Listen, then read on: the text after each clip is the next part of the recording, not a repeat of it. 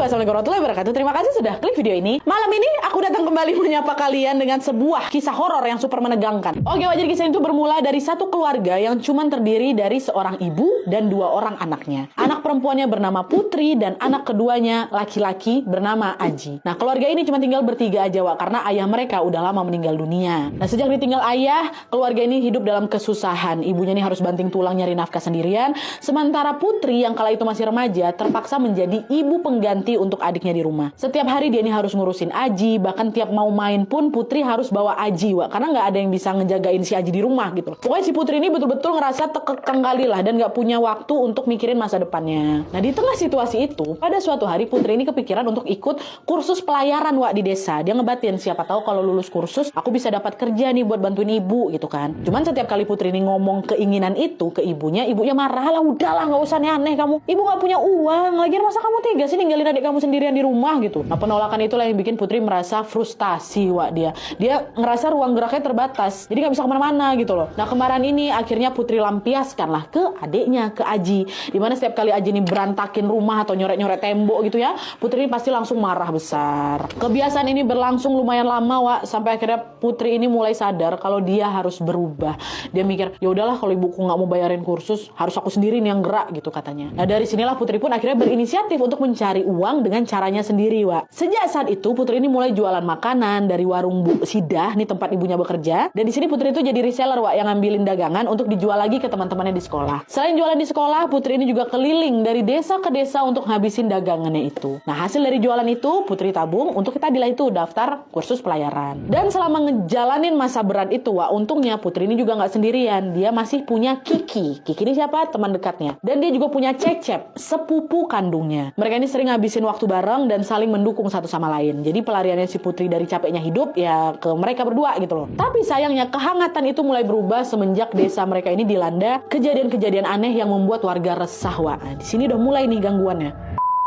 Akhir-akhir itu, suasana di desa Putri ini perlahan berubah. Secara tiba-tiba, Wak, banyak kali warga yang mengaku kehilangan uang dan juga perhiasan berharga mereka. Dan gak cuma barang aja, Wak, warga ini juga mulai ngalamin kejadian janggal. Ada yang bisnisnya mendadak bangkrut, ada yang tiba-tiba jatuh sakit, dan ada juga yang meninggal dunia tanpa sebab yang jelas. Kejadian itu pasti bikin warga makin was-was. Ini kenapa desa kita kayak gini nih? Apa ada yang salah sama desa nih? Nah, di tengah kebingungan itu tiba-tiba datanglah ini kabar baru yang bikin warga makin gempar lagi, Wak. Konon katanya, beberapa wanita di desa Putri itu dikabarkan hilang. Awalnya warga masih positif thinking, mungkin mereka pada ngerantau ke kota nih, bapak-bapak, ibu-ibu. Tapi kenyataannya, Wak, satu persatu wanita-wanita itu nggak pernah kembali lagi. Belum habis rasa cemas itu ya, muncul lagi kabar baru yang nggak kalah bikin gempar lagi, di mana beberapa warga ditemukan meninggal dengan cara yang tidak wajar. Sejak adanya kejadian aneh itu, suasana desa berubah total nih. Ya, jadi setelah matahari tenggelam, semua udah langsung kunci pintu masing-masing, Wak. Malam di sana pun makin jadi sepi lagi, makin mencekam lagi, dan dari sinilah gangguan mistis tiba-tiba mulai bermunculan. Awalnya kan orang-orang hilang aja kan, di sini gangguan mistisnya makin terlihat. Kata beberapa warga nih, Wak, yang mereka sering ngalamin kejadian aneh.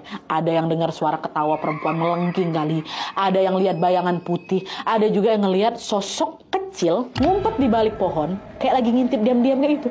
Ada kayak gitu. Nah, rentetan kejadian inilah yang bikin warga teringat sama momen beberapa tahun lalu. Ketika salah satu warga yang bernama Pak Karsono, pemilik pabrik di desa itu, waktu dia masih hidup, warga juga sering ngalamin barang hilang, Wak. Usaha mulai bangkrut dan ada juga kejadian beberapa warga yang dikabarkan menghilang waktu Pak Karsono masih hidup. Jadi bisa dibilang kejadian itu bukan yang pertama kalinya, Wak. Tapi sayangnya waktu itu nggak ada yang tahu pasti nih apa yang sebenarnya terjadi sama desa mereka. Tapi bisik-bisik warga bilang, Pak Karsono ini pelihara tuyul buat pesugihan. Dan katanya perempuan-perempuan yang hilang itu dijadikan ibu susu buat tuyul-tuyulnya, Wak. Sempat ada rumor kayak itu. Meski cuma desas-desus aja, Wak. Anehnya begitu Pak Karsono ini meninggal, semua keganjalan itu tiba-tiba berhenti. Cuman karena semua keanehan itu sekarang muncul lagi, warga jadi panik. Ini jangan-jangan ada yang pelihara tuyul lagi nih. Tapi siapa ya, kan Pak Karsono udah mati. Nah, di saat warga lagi heboh ngomongin berita itu, si Putri justru dapat kabar yang gak kalah mengejutkan, Wak. Pada suatu malam, ibunya Putri ini tiba-tiba gak pulang. Putri panik lah kan, ini mana mamaku nggak balik-balik. Dia berusaha nyari ibunya, nanya ke beberapa orang, Pak, Bu, lihat ibu saya nggak? Gitu. Tapi hampir semua dari mereka yang didatangi sama Putri ngasih jawaban yang kurang lebih sama. Tadi kami lihat ibumu jalan pulang, tapi kalau sampai sekarang belum nyampe rumah, cobalah kau tengok itu ke warungnya Bu Sidah. Siapa tahu dia masih di situ. Putri langsung nyarikan ke warung Bu Sidah, kan mama kerja di tempat Bu Sidah kan.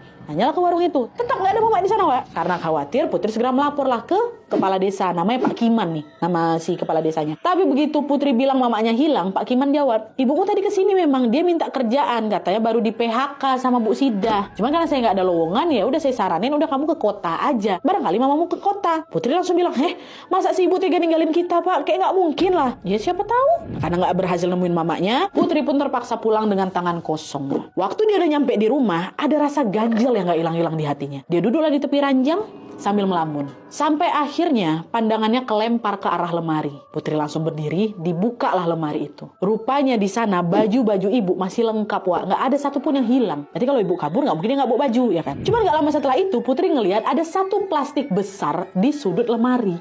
Penasaran, Putri akhirnya ngebuka lah si plastik itu. Waktu dibuka, Wak, isinya segepok uang tunai.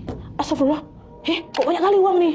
Sejak kapan ibu punya uang sebanyak ini? Pun kalau ini uangnya ibu, terus ngapa ibu harus kerja ke kota? Iya, masuk akal. Nah, sadar ada yang nggak beres di sini, Putri pun akhirnya menceritakan semuanya ke Kiki sama ke Cecep, kawan sama sepupu dekat itu. Soal ibunya nggak pulang, sampai soal penemuan segepok itu diceritain semua sama mereka berdua kan. Nah, di situ Kiki sama si Cecep ini juga ikutan bingung. Jangan-jangan mamaku diculik nggak? Iya Put, jangan-jangan ibumu hilang kayak wanita-wanita lain di kampung ini nggak? Sembarangan kau. Siapa yang mau nyulik ibu aku? Nggak mungkin lah. Nah, di tengah perdebatan itu tiba-tiba mereka dikejutkan sama suara Aji, Wak, adiknya Putri, yang lagi nyoret tembok pakai sebongkah arang, dicoret-coret tuh kan. Baru si Putri mau negur Aji, si Aji malah ngomong kayak gini, Kak, akhir-akhir ini ibu tuh sering ngigo loh Kak. Dia sebut tempat ini pas lagi tidur. Dia tunjuklah ke arah yang dia gambar kan. Putri langsung lah nengok gambaran si Aji tuh. Ternyata gambar itu adalah sebuah pabrik yang dipenuhi sama cerobong-cerobong tinggi dan dikelilingi sama pohon-pohon, Wak. Di situ Putri langsung ini kan pabrik almarhum Pak Karsono. Ngapain ibu nyebut-nyebut tempat ini? Pak Karsono yang kemarin mati itu, Wak. Nah, sadar ada nggak beres di sini, Putri langsung minta ditemenin sama Cecep dan Kiki buat nyusul ke pabrik itu. Pabrik itu masih ada, Wak. Tapi pas baru jalan, langit tiba-tiba gelap, angin mulai dingin dan hawanya terasa nggak enak. Gak lama, Cecep ngomong, Put, udahlah balik aja ya Put. Keluar bis maghrib ke tempat kayak gini tuh, Pak Mali, katanya banyak hantu yang berkeliaran loh Put. Si Kiki nyeletuk, ya bagus lah, kita kan jadi nggak sendirian, ada makhluk yang nemenin kita. Kok nih ngomong apa lah, jangan ngomong sembarangan. Kalau betulan kita diganggu gimana? Kata si Cecep lagi. Nyengir si Kiki di situ, dia nggak peduli sama ketakutan si Cecep tuh. Dan justru karena sikap cueknya itu, mereka tetap lanjutlah masuk ke pabrik dan nggak sadar kalau langkah mereka makin dekat sama bahaya. Siapa sangka, kekhawatirannya Cecep ternyata betul, Wak. Mereka bertiga malah kebawa ke dalam pusaran teror mistis yang gak pernah mereka bayangkan sebelumnya. Setelah jalan lumayan jauh, mereka akhirnya sampailah di pabrik Pak Karsono yang udah kebengkalai ini kan. Nah, pas masuk ke dalam, suasananya pengap, lembab, dan penuh dengan debu. Terus di salah satu ruangan, mereka ada nemu tumpukan dokumen. Ada peta juga dan beberapa foto lama, Wak. Nah, pas lagi ngecek foto-foto itu, Putri ada nemu satu foto yang langsung bikin dia terperangah. Di situ, di foto itu, ada Pak Karsono lagi pose, berdiri di samping seseorang yang dia kenal lumayan dekat. Tapi bukan itu aja. Di sana juga ada foto beberapa perempuan yang ekspresinya kayak lagi takut. Putri lalu ngeliat lagi foto itu satu persatu sampai akhirnya matanya berhenti di satu foto yang kayak nggak asing. Setelah dia pastikan lagi, astaga, fotonya ibu. Kok ada foto ibu? Belum sempat dia mikir lebih jauh, Putri dengar ada suara orang merintih dari arah rumah tua yang ada di belakang pabrik. Penasaran, Putri, Cecep, sama Kiki langsung datangin sumber suara itu kan. Dan pas masuk ke dalam, mereka langsung disambut aura gelap, lembab, dan juga mencekam, Wak. Di tempat itu, mereka juga nemuin ada sebuah buku yang isinya tentang pesugihan tuyul. Belum reda rasa kagetnya, suara merintih tadi yang mereka kejar tadi terdengar makin jelas di telinganya Putri. Karena penasaran, mereka buru-buru menghampiri sumber suara. Dan pas masuk ke salah satu ruangan, Wak, Putri dibuat shock karena yang merintih itu ibunya. Waktu itu kondisi ibu betul-betul menyedihkan kali. Kedua tangannya terikat, mulutnya tersumpal, dan wajahnya pucat kayak mayat hidup, Wak. Putri langsung nyamperin ibu, dibuka aja ikatan tubuhnya ibu, ya kan? Dan setelah ikatannya terlepas, barulah ibu tuh macam ngeracau, Wak. Dan sebut satu nama yang gak asing. Siapa?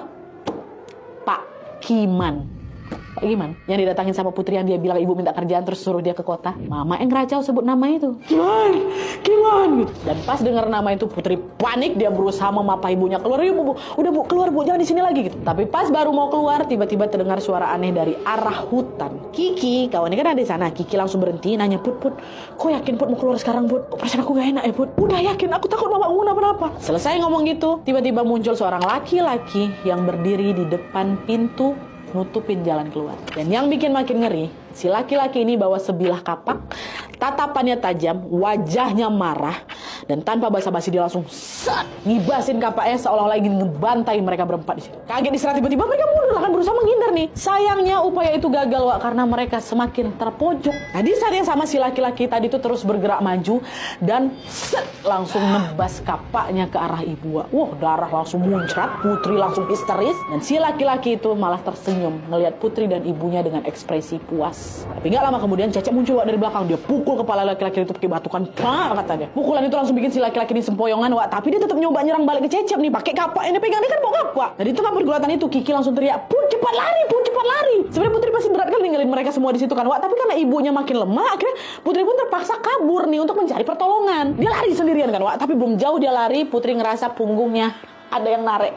Waktu ditengok, ternyata di belakangnya nih, Wak, ya, ada sesosok makhluk, kepalanya besar, berurat, matanya putih, lidahnya menjulur panjang kali. Dan makhluk itu langsung loncat di cakarnya lengannya si Putri, napasnya panas, mulutnya tengangak lebar, dan siap menerkam Putri dan ibunya. Kira-kira apakah Putri sama ibunya ini selamat? Dan gimana nasib Kiki dan Cecep yang masih berusaha nahan serangan itu? Kalau kalian penasaran sama ceritanya, tonton Pamali Tumbal yang bakal tayang tanggal 7 Agustus 2025 di seluruh bioskop di Indonesia. Film ini tuh gak cuma mencekam aja, Wak, tapi semua adegannya sukses bikin aku deg-degan sampai akhir. Pokoknya buat kalian yang butuh asupan horor, jangan lupa booking tiketnya dan tonton bareng teman, pacar, suami, mama, bapak, dan juga keluarga kalian buat nonton film horor yang satu ini, Wak, ya. Jangan lupa 7 Agustus 2025 di bioskop terdekat. Mantap. Oke, Wak, jadi itu tadi kisah tentang Putri, seorang anak perempuan yang awalnya cuma pengen nyari ibunya yang hilang aja, tapi malah kebawa ke dalam pusaran teror mistis yang ternyata bermula dari masa lalu desanya. Cerita ini tuh bukan cuma soal makhluk halus aja, Wak, tapi juga tentang gimana keserakahan bisa ngerusak satu desa, bahkan merenggut nyawa orang-orang yang tidak bersalah. Dan justru itulah yang paling bikin awak merinding, Wak, karena nggak semua teror itu datang dari yang tidak kasat mata. Betul kata orang, kadang yang paling nyeremin itu bukan setan, tapi manusia yang punya suatu niat buruk.